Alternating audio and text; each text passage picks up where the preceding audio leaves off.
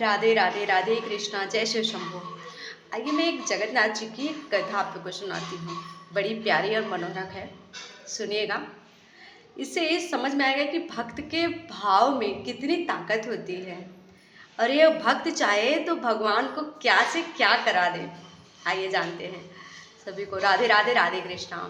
एक बार क्या होता है कि जगन्नाथ जी में एक माता जी रहती हैं जो जगन्नाथ जी को अपने पुत्र की तरह वात्सल करती थी, स्नेह करती थी। एक दिन क्या होता है, वो बैठी रहती है, विचार उनको आता है कि मेरे लाल को, मेरे जगन्नाथ जी को इतना हैवी भोजन 3 टाइम कराया जाता है, तो कहीं उस भोजन करने से उनकी पाचन तो कहीं खराब नहीं हो जाएगा, कहीं उनको पेट में प्रॉब्लम तो नहीं हो जाएगा।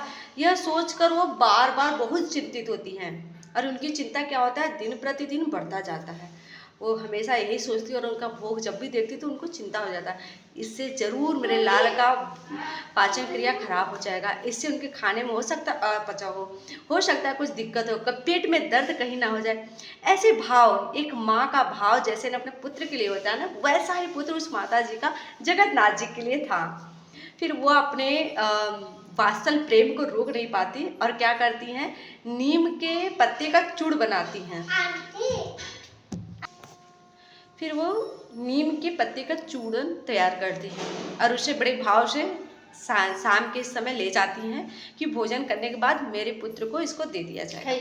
लेकिन जब वो ले गई तो दरबारी को बोली कि मैं अपने प्रभु के लिए, अपने लाला के लिए ये चूड़ लाई हूँ। तो उसको देखकर जो वहाँ पे सारे पंडित जी लोग थे वो हंसने लगते हैं और माँ को धक्का देकर निकाल देते हैं कि अब वो भोजन कर चुके, अब इनको चूड़ की ज़रूरत नहीं है। वो भी तीखी चूड़ कौन चढ़ाता है प्रभु को भोग में। तो फिर वो जो चली जाती हैं, रोते हुए चली जाती है माँ। अब क्या होता है, जगन्नाथ जी हो जाते हैं नाराज। जगन्नाथ जी अगले दिन भोजन करते ही नहीं हैं और फिर क्या होता है, रात में उस राजा के, जो राजा थे वहाँ के, उनके स्वप्न में जाते हैं। तो आप बोलते हैं कि आप लोगों ने मेरी माँ का अपमान किया, इसलिए मैं ना भोजन करूँगा और ना ही भोग पाऊँगा, ना किसी को दर्शन दूँगा। जब यह बात राजन के स्वप्न में आता है तो राजन तुरंत उठकर बैठ जाते हैं और घबरा जाते हैं कि अरे ये क्या अनर्थ हो गया।